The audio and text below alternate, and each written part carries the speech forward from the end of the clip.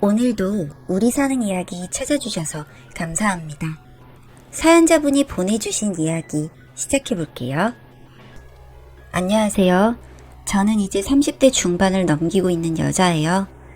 남들이 생각하는 그런 일반적인 가정에서 자라진 못했지만 나름대로 지금은 자리를 잡아 작은 애견샵을 하나 운영하고 있어요. 자식처럼 사랑하는 강아지 2마리랑 같이 살고 있고요. 제 새끼 같은 2 강아지를 볼 때면 내 개가 이렇게 귀엽고 사랑스러운데 내 속으로 낳은 내 새끼는 오죽 예쁠까 하는 생각이 들어 저를 버린 부모님 생각을 종종 하곤 하죠. 네, 저는 유치원에 다닐 나이에 엄마가 집을 나갔어요. 기억도 나지 않은 까마득한 예전 일이지만 저희 집은 동네 은행에서 VIP로 대우를 받을 만큼 돈이 많은 동네 부잣집이었대요. 젊은 나이에 사업을 크게 했던 아빠는 그냥 슬리퍼만 찍찍 끌고 돌아다니는 동네 아저씨 같은 모습이었던 기억이 나요. 그렇게 아무렇지도 않게 은행에 들어가면 은행 아저씨들이 저한테 공책도 주고 색연필도 주고 그랬었죠. 그래서 어린 저에게는 은행은 선물을 주는 곳이라는 인식이 있었죠. 예쁜 주택에 살았는데 엄마는 잔디를 가꾸는 걸 좋아했어요. 지금은 종도 생각이 안 나는 큰 개도 키웠었고요. 다롱이는 그 이름이랑 다르게 까맣고 반들반들한 털이 예쁜 도베르만이었어요. 그 당시에는 쉽게 볼 수가 없는 견종이라 동네 아이들이 다 저희 집에 와서 문틈으로 다롱이를 구경했던 기억도 나네요. 그러면 컹컹하고 크게 짖곤 했는데 그런 다롱이가 저한테는 한없이 착하게 굴어서 뿌듯했었어요. 그래서 지금까지 제가 강아지를 좋아하는 것 같죠. 엄마는 TV에 나오는 것처럼 예쁜 여자였던 기억이 나요. 엄마는 늘 꽃에 물을 주고 뭔가 작은 것들을 만들고 있었는데 어릴 때 저희 집에는 따로 밥을 해주시는 아주머니가 있어서요.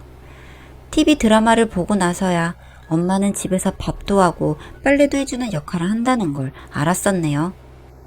그렇게 곱게 살았던 여자니까 삶이 힘들어지자마자 뒤도 안 돌아보고 저랑 아빠를 버리고 도망가 버린 거겠죠. 몇 살이었는지 기억이 안 나는 날이었는데 저는 원복을 입고 다니는 유치원에 다녔었을 때예요. 그런데 하루아침에 모든 게 무너지더라고요. 어릴 때의 일이니 상세한 건 기억이 나지 않지만 그냥 온 집안에 딱지가 붙었고 늘 예쁘게 꾸미고 있었던 엄마는 더러운 얼굴에 산발이 된 머리카락으로 저한테 그냥 방에 들어가라고만 소리를 질렀어요. 계속요. 엄마가 우는 모습이 너무 무서워서 저는 방에 들어갔었고 엄마랑 아빠가 아주 크게 싸웠어요. 어린이 된 지금도 기억이 날 정도니 정말 큰 부부싸움이었겠죠. 그 다음에 엄마가 집을 나갔는데 그 후에는 엄마를 본 적이 없어요. 솔직히 어디서 죽었는지 살았는지 소식조차도 들을 수가 없어서 어른이 된 후에는 가끔 끔찍한 상상도 하곤 했었죠. 아빠가 부부싸움 할 때 엄마를 어떻게 한 건 아닐까? 뭐 이런 이야기 있잖아요. TV에 많이 나오니까요. 그런데 뭐 이래저래 서류를 떼다 보니 엄마가 어디 살아는 있다는 건 알겠더라고요. 그냥 매정하고 독한 여자라 저는 낳은 적이 없는 사람으로 치기로 했나 보다 하고 넘겼어요. 솔직히 지금의 저는 엄마보다 그 시절 다롱이는 어떻게 되었던 걸까 하는 걱정이 더 들거든요. 사실 그렇잖아요. 엄마를 원망하고 속상해하기에는 벌써 엄마 없이 산 시절이 30년이 넘었는데요. 뭐 어쨌든 이제 우리 수정이는 아빠랑 사는 거야. 엄마랑 다롱이는 어디 갔어? 엄마랑 다롱이는 아파서 병원에 갔어. 다 나은 후에 돌아올 거야. 이사한 집은 더럽고 냄새나는 반지하방이었어요.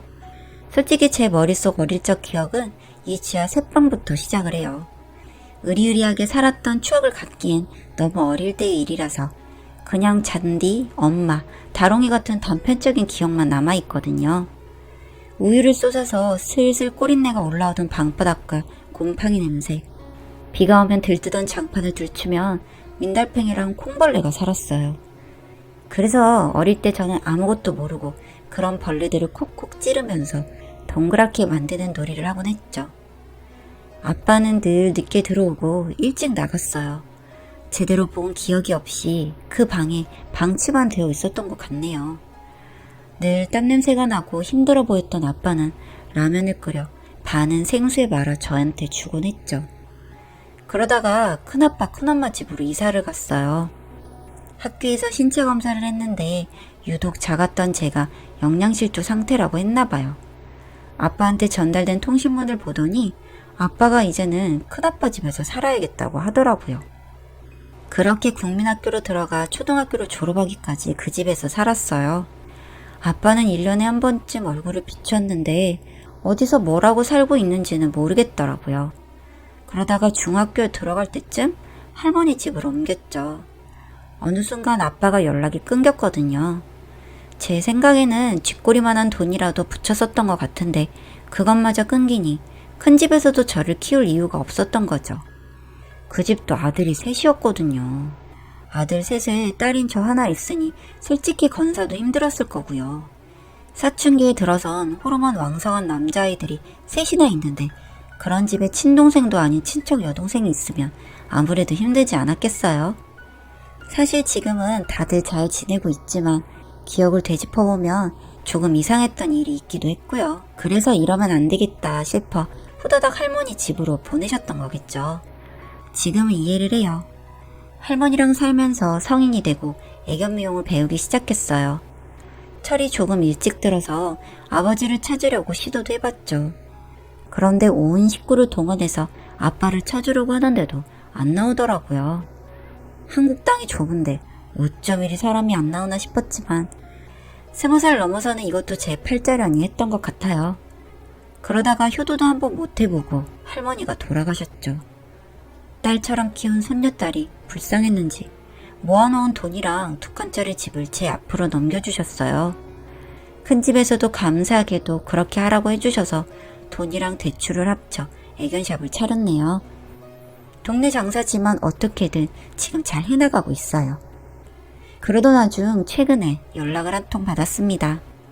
아빠 소식이더라고요. 번호가 경찰서로 떠서 이게 뭘까 했었는데 아빠의 사망 소식이었어요. 평소에 아빠를 엄청 그리워하지도 않았고 살면서 중간중간 떠오르는 정도였지만 찾으면 무슨 낯으로 날 찾아왔냐, 소리는 질러야겠다 그런 생각을 하고 있었거든요. 그런데 결국 살아서는 뵐 수가 없게 된 것이죠. 고시원에서 신고가 들어와서 출동을 했는데 로 시작된 경찰관님의 말로는 아버지가 고시원에서 살다가 사망한 채로 발견이 되었다고 하더라고요. 따로 일이 있거나 한 건 아니었던 것 같고 행여자로 살아오셨다는 이야기를 했어요. 주변에 연락을 주고받은 지인도 없어서 돌아가신 지 3일 만에 신고가 들어왔다고 하네요. 주변 방 사람들이 고시원 주인한테 냄새가 난다고 이야기를 하다가 잠시 경찰이 입을 다물더라고요. 제 마음이 불편할까 그랬겠지만 솔직히 저는 이웃들의 불평 불만으로 죽음을 알린 사람이라니 마지막까지 아버지 닿구나 싶었어요. 이제 와서 이 사람을 책임져야 할 필요가 있을까 했는데 그래도 키워주신 할머니 아들이고 제 아빠잖아요. 장례 절차는 제가 밟겠다고 했죠. 마지막까지 머물렀다는 고시원의 정리는 전문 업체에게 그냥 맡겼어요. 요새는 유품 정리해주는 업체들이 있더라고요. 제가 가서 치울 엄두는 전혀 나지 않았고요. 이미 세상을 떠난 아빠를 보러 갔는데 그래도 깨끗하게 염을 해두어 그런가 낯설지만 생각보다 기억나는 부분들이 좀 있더라고요. 확인을 하고 나오고 여러 가지 이력들을 체크했어요. 장로를 달고 계셨네요. 네, 대장암 수술을 받으신 이력이 있고요. 장로를 달고 생활을 하셨어서 그거는 저희가 정리를 했습니다. 아버지는 고시원에서 혼자 주무시다 심정지로 사망한 것으로 보이고 대장암에 걸려 수술을 받은 이력이 있다고 하더라고요. 참, 아빠의 삶도 고단했구나 싶었지만 어쩐지 제 일처럼 느껴지지 않았고 TV 속 드라마를 보는 것 같았죠. 장례도 간소하게 치렀어요. 그냥 큰아빠 큰엄마 도움을 받았고 화장을 마치고 집에 돌아오니 또 일상이었고요. 참 평생이 힘드신 분이었겠다 싶어 바다에 뿌리는 방법을 신청해서 바다로 보내드렸죠. 그렇게 한 일주일이 지났어요. 전화 한 통이 오기 전까지는 그냥 또 열심히 장산하고 그랬죠. 여보세요? 안녕하세요. 맡기신 청소를 마치고요. 유품은 택배로 보내드렸는데 받으셨나요? 유품이요? 네, 정리하고 문제가 없는 유품은 택배로 드렸습니다. 생각해보니 옆 가게에서 택배를 하나 맡아줬다고 한 것 같더라고요. 그 집은 유품이라고 생각도 안 하고 있을 텐데 미안한 일이 되었네 싶어 부랴부랴 찾아왔죠. 그리고 박스를 딱 뜯었는데 정말 오래된 폴더폰 하나가 나오더라고요. 충전기가 있는 걸 보니 최근까지 사용한 물건이었죠. 어지간히도 힘들게 살았겠다 싶어 호기심에 폰을 켜봤어요. 그리고 아빠가 돌아가신 후 처음으로 눈물을 흘렸고요. 안에는 제 사진이 가득하더라고요. 정말 가득 있었어요. 제가 운영하는 애견샵 사진, 쓰레기 버리러 가는 사진부터 중학교 다닐 때의 사진. 안에 들어있는 사진은 꼭 제 성장 앨범 같았죠. 언제부터 이렇게 나를 지켜보고 있었던 걸까 생각하니 마음이 너무 아픈 거예요. 그렇게 박스 안에 있던 노트를 열어보니 짧은 메모로 가득하더라고요. 돈을 벌고 싶다. 성공해야 한다. 사는 게 쉽지 않다. 딸이 보고 싶다. 남겨놓은 글들을 보니 행여자가 아닌 그냥 아빠로서의 아빠를 이제 알게 되는 느낌이었어요. 이것저것 시도를 해봤지만 돈이 모이지 않아서 아빠는 인생을 포기하고 그냥 그렇게 살고 있었던 모양이에요. 그렇게 길거리 생활을 하다가 갑자기 병을 얻었고 대장암 진단을 받아서 그나마 한 칸 얻었던 방의 보증금까지 날려 수술을 받았던 거죠. 장부를 차게 되었으니 직장은 더 구하기가 힘들었고요.